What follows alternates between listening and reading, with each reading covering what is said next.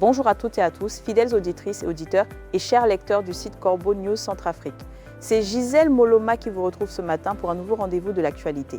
Comme toujours, je ne suis pas seule pour décrypter les informations brûlantes de la République centrafricaine. J'ai le plaisir d'accueillir mon cher collègue Brahim Saleh. Bonjour Brahim. Bonjour Gisèle et bonjour à notre public toujours plus nombreux. Heureux d'être là. Brahim, les nouvelles de Bangui semblent bien sombres ces derniers temps. Qu'est-ce qui fait la une de nos préoccupations ce matin et qui nous glace un peu le sang à vrai dire? Gisèle, la grande nouvelle, ou plutôt la terrible prédiction, nous vient du politologue Fari Taheruka Shabazz. Il annonce, ni plus ni moins, la fin totale du paiement des salaires publics en Centrafrique d'ici septembre ou octobre 2026. Une échéance qui semble lointaine, mais qui est en réalité au coin de la rue. C'est une perspective sidérante, Brahim. L'article nous explique justement que ce politologue Fari Taheruka Shabazz a publié des projections financières sur les réseaux sociaux.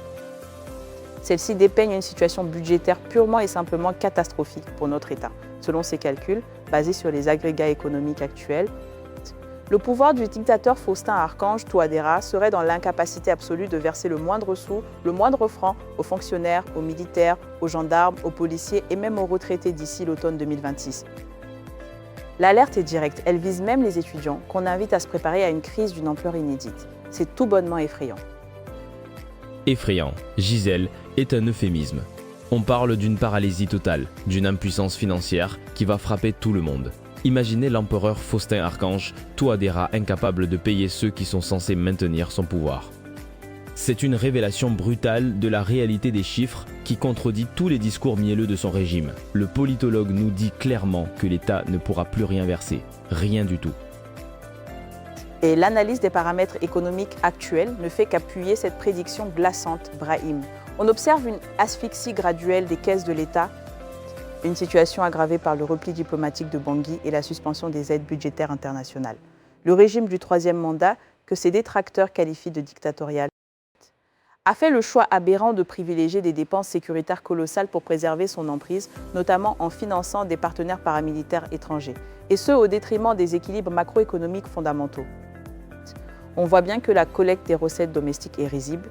Elle ne suffit pas à couvrir la masse salariale publique sans un apport extérieur massif. C'est une gestion scandaleuse. Scandaleuse et délibérée, Gisèle. Fari Taheruka Shabazz insiste bien sur le caractère total de cette rupture de paiement. Ce n'est pas un simple retard de quelques jours, non. C'est une absence complète de liquidité. Pendant ce temps, les autorités de Bangui, dans leur déni habituel, tentent de cacher la vérité avec des discours apaisants. Elles multiplient les artifices financiers à court terme, comme ces emprunts ruineux sur le marché régional qui ne font qu'empirer la dette publique sans créer la moindre croissance. Les investissements productifs sont inexistants et la corruption généralisée au sein des régies financières pille littéralement le trésor public, le privant des ressources élémentaires pour tenir ses promesses. C'est un vol organisé. C'est une faillite morale et économique, Brahim. Les conséquences d'une telle paralysie complète du paiement des salaires frapperaient le cœur même des institutions de l'État. En premier lieu, les forces de défense et de sécurité, dont la solde dépend entièrement de ses allocations mensuelles. Un effondrement de cette nature ouvrirait la voie à un mécontentement généralisé au sein de l'administration publique. Alors même que le coût de la vie à Bangui continue d'étrangler la population urbaine, les fonctionnaires, les pauvres, se préparent déjà à des mois de privation. Tandis que l'entourage du dictateur Faustin-Archange Touadéra refuse pour l'instant d'admettre la véracité de ses prévisions comptables. C'est une attitude criminelle. Absolument Gisèle. C'est une bombe à retardement qui va exploser à la figure de tout le monde, sauf peut-être ceux qui se servent déjà copieusement dans les caisses. Une situation d'une gravité inouïe. Un grand merci à Fari Taheruka Shabazz pour cette alerte essentielle et à Alain Dilo pour cet article qui nous met en garde. Et merci à vous, chers auditeurs et lecteurs, de nous avoir suivis. Pour contacter la rédaction de Corbeau News Centrafrique, n'hésitez pas à appeler ou envoyer un message via WhatsApp au +236 70 16 44 65. À très bientôt.